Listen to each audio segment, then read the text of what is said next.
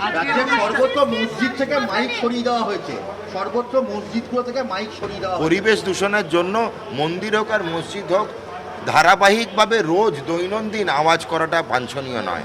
কোনো সময় ঈদ হোক বা দুর্গাপুজো হোক, সেই সময় 2 দিন 1 দিন 5 দিন মাইক বাজুক, সেটা কোনো আমাদের সবাই আমরা মেনে নিই। কিন্তু প্রত্যেক দিন দিনে 5 বার করে পরিবেশ দূষিত হবে।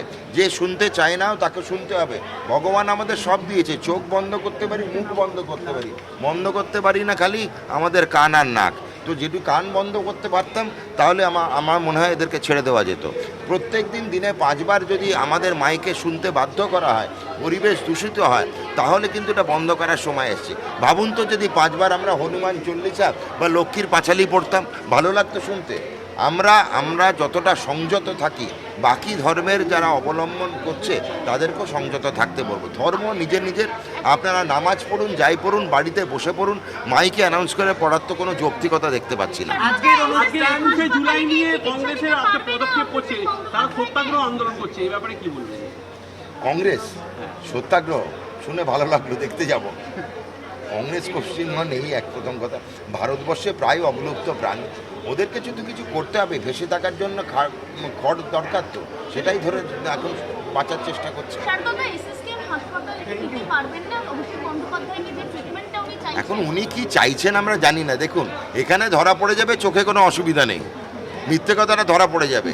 একটা কণ্ঠস্বরে স্যাম্পল দিতে সে 5 বছর সময় কাটিয়ে দিল। চোখ দেখানোর ভাঁওতাবাজি জনগণ ধরে ফেলেছে, বিচার বিভাগ ধরে ফেলেছে। এখন যদি এসএসকেএমে যাওয়া যায়, আমরা সাইন্টিফিক্যালি বলে দেবো না হয়তো চোখে কিছু নেই, সেই জন্য হয়তো উনি ভয় পাচ্ছেন। আর চোখে যদি সত্যিই কিছু থেকে দেখে, প্রত্যেক রোগীকে আমরা সম্মান দিয়ে দেখি।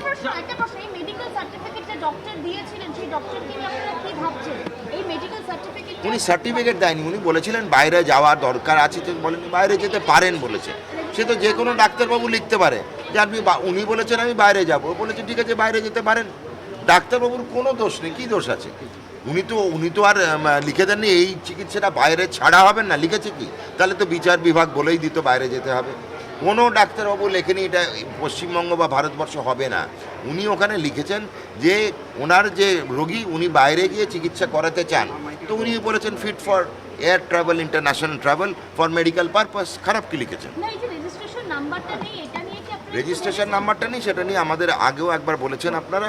আমরা যদি দরকার মনে করি আমরা তদন্ত করব।